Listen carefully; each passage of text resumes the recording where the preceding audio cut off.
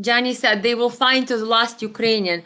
They absolutely will. Lindsey Graham, a Republican senator, was given an interview standing next to Chris Murphy, who is a Democratic senator. And Lindsey Graham, and I quote, said, "I like the structure and the path we're on. As soon as we provide Ukraine with economic support and weapons, Ukrainian people will fight to the last Ukrainian person." Look it up. I have a video on my page with Lindsey Graham, and you could Google it on YouTube. It's insane. He is saying that Ukraine, and he likes the path that we're on, we United States. He likes that Ukraine will fight to the last Ukrainian person. Emphasis on the word person. He doesn't even say the last Ukrainian soldier, even though that would be despicable of its own to suggest that Ukrainian soldiers to die for proxy war that Lindsey Graham and his crony donors don't want to go mess with Russia, but they picked Ukrainians to sacrifice their lives to go mess with Russia. That's insane. While Lindsey Graham is sitting happily and drinking whatever he's drinking, his tea at his summer house, someplace in Florida. And Ukrainian soldiers are living in the trenches, half filled with water and ice. I've seen those videos, those poor guys, the Ukrainian guys that making the video, he says, "How am I supposed to get into this trench? There is water up to his waistline and ice, and their boots are soaking with the mud. They cannot walk, they're so heavy." But Lindsey Graham, he doesn't mind that Ukraine will find not even to the last Ukrainian soldier, again, which would be horrific to begin with, but to the last Ukrainian person. That means everyone. Person means children, women, elderly, men, everyone. And our senator, Lindsey Graham, Republican senator, standing next to Chris Murphy, a Democrat senator, so they're all in agreement on that, is okay that Ukrainian nation will disappear from the map and disappear from the earth with the last Ukrainian person. So I don't care what party line you're on, they both are crazy. They're telling us that we're saving Ukraine while they're hell-bent on destroying Ukraine and Ukrainian people. So it's tragic. But the bigger tragedy for Americans to believe the lies that these people are telling us. Because at least when you see the truth, you could do something about it. You could call your representative, you could call your senator if he is Lindsey Graham or whoever is your senator and tell them, stop this Ukraine war, get to the peace talk and negotiating table with Russia now. At least if you know the truth, you could do something about it. You could talk to your friends about it. You could open some other people's eyes about it. But if you don't know the truth, if you are being sold lies, if you are being robbed as American taxpayer, and Zelensky is brought to Senate and to Congress to visit and meet with Biden and Pelosi and give press conferences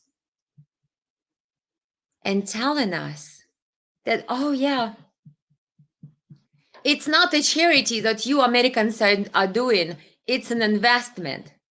So he's okay with American politicians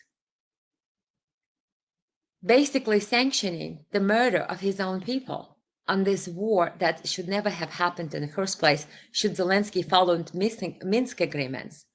But he never did.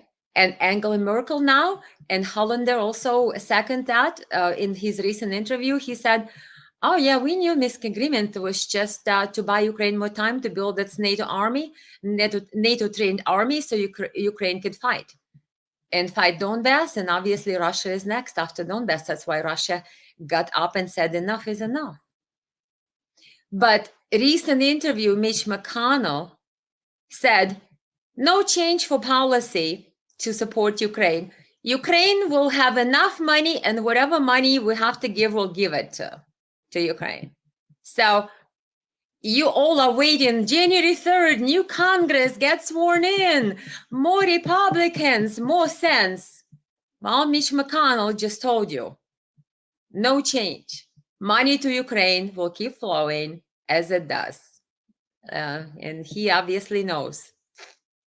So he is our chief senator for Republicans, and he obviously knows what he's talking about. No change. It's a bipartisan consent. There is a couple of renegades in Congress that speak against this insanity. The latest bill that Ukraine had, what is it, $45 billion on top of whatever the billions and the 100 or the 60, you pick your figure, but it's close to the 100 billion now. Now we have another 45. And of course, they say not all the money given on right away, and maybe it will be time, but it doesn't matter. It's a commitment. We, American taxpayers, right now are paying for pensions, government salaries, we're paying employees, we're paying social package of Ukrainian citizens. What? We have a 51st state on our books. Your taxpayers, yes. That's why you can't afford your groceries or your gas bill, or the inflation is crazy, or the mortgage rate rising up, and we have a recession with constant mortgage rates rising up so many months in a row. Of course, Biden will argue that, but we know we don't need to listen to Biden giving us a fantasy. We are in recession. We have mortgage rates rising on a subsequent amount of months in a row, and that is the sign of recession. But no, we keep giving money to Ukraine. Now we have the latest bill, 1.7 trillion. Congratulations, Congress. You on the road to oblivion, and you're taking us with you.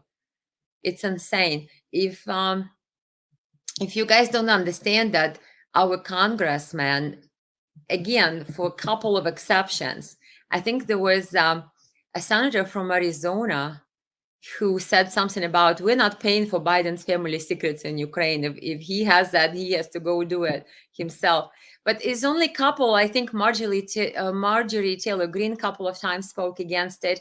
I know Rand Paul, he wanted to place some accountability in the last multi-billion-dollar bill, but of course, Senate didn't want it. They don't want accountability. Rand Paul suggested that we need to have Inspector General to detail where the money is going and how it's been spent in Ukraine. And nobody wanted to do it in Congress, in Senate. They said, no, we don't want it. And how dare you, Rand Paul, hold up Ukrainian aid bill by demanding accountability in the bill so it would be written as an amendment. Can you believe it? These people do not have your best interests in mind. They're working for a foreign government, for Ukraine. Yes. So it's insane. I don't know how many more times can I say insane before. By the way, to sum up the year 2022, Google it up. May 19th, I believe, this year, 2022. Senate has rejected $48 billion bill, which would have provided assistance to small businesses, American small businesses, the gyms, the restaurants, and all the businesses who suffered from COVID closures. $48 billion bill was proposed to the Senate and was rejected May 19th. But the same day, the $40 billion bill to Ukraine was approved in Senate. Same day. Google it up. I can even tell you The Hill. Google the news source, newspaper, The Hill on Google. The Hill, and type in Senate rejects $48 billion bill assistance to the small American businesses who suffered from COVID closures, including gyms, restaurants, and so forth. And citing the inflation fears, they are worried about inflation, so they do not want to vote for the help to American businesses, small businesses who suffered from pandemic closures. But that same day, in that same Senate, they are voting in favor of giving $40 billion to Ukraine. Understand who these people work for, not for us. They sold us out a long time ago. Bipartisan support. Not to small American business and people who suffered from pandemic closures. No. For those people, we're worried about inflation. But when it comes to Ukraine, 40 billion, you see, 48, 40. 48 to American people, 40 to Ukraine. 48, a no-go. 40 is a go to Ukraine. Same day, same Senate. Not enough votes to pass the bill to help Americans, but plenty to pass the bill to help, quote unquote, Ukraine. That's year 2022. That's one of my biggest shockers that I've seen this year. That tells you that our country is on the brink of insanity, not to mention nuclear war with Russia or whoever else wants to fight us.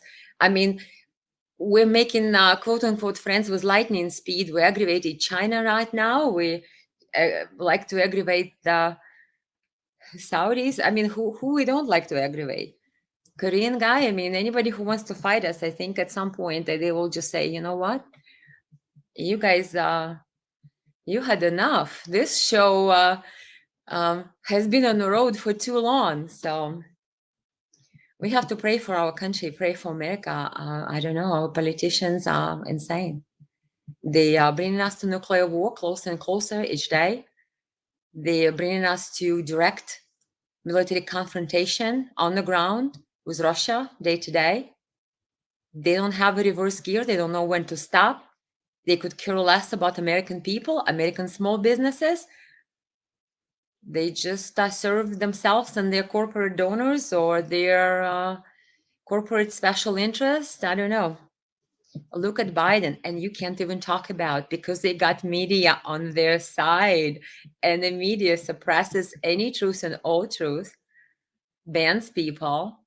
The FBI is asking to Twitter and Facebook to suppress the information.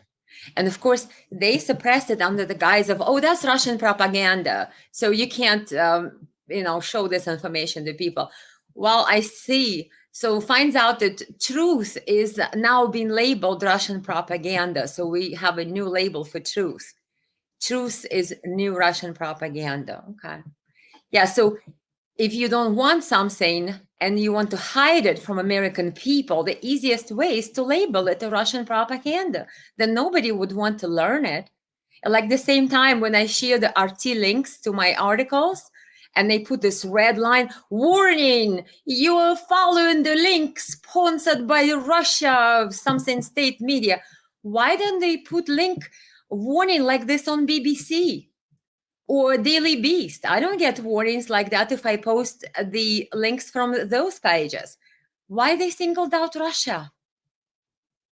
Why is all this discrimination?